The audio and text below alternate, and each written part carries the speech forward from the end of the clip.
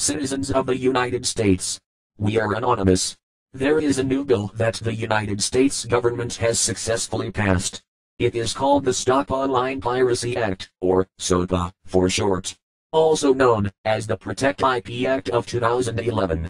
The U.S. Congressional Budget Office estimates that implementation of the bill would cost the federal government $47 million through 2016.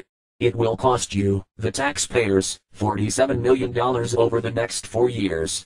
The SOPA Act will censor you from accessing certain websites and block all access to other areas of the internet that the United States government does not want you to access. The SOPA Act essentially means that, even if you make a video of your child playing or singing and you have music playing in the background, or video on TV, you are breaking the law, and the government will order the websites that host your content to censor your content because of their new bill.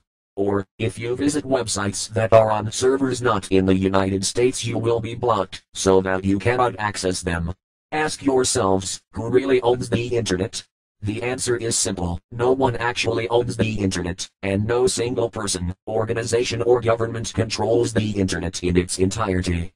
It is more of a concept than an actual tangible entity, and the internet relies on a physical infrastructure that connects networks to other networks.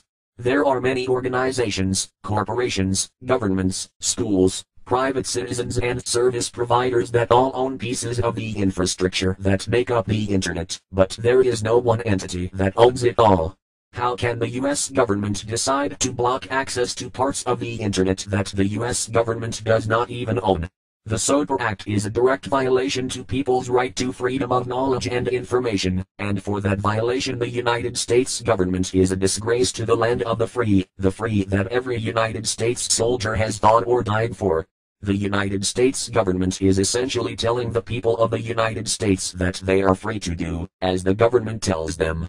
If people do not follow their rules, they will arrest them for making an attempt to learn.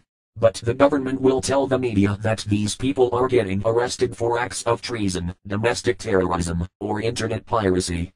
As for the United States government, who gave you the right to regulate the people's right to think outside the box and use the internet as they see fit? If we cut off global internet, shouldn't we also cut off all foreign affairs?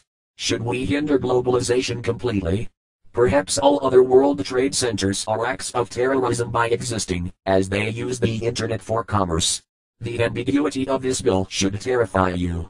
This video likely will not last long on YouTube. As long as you can, download YouTube Downloader, and help us share this message. If you speak, they have to listen. If they do not listen, their blatant disregard for the people will not go unnoticed, and is not acceptable.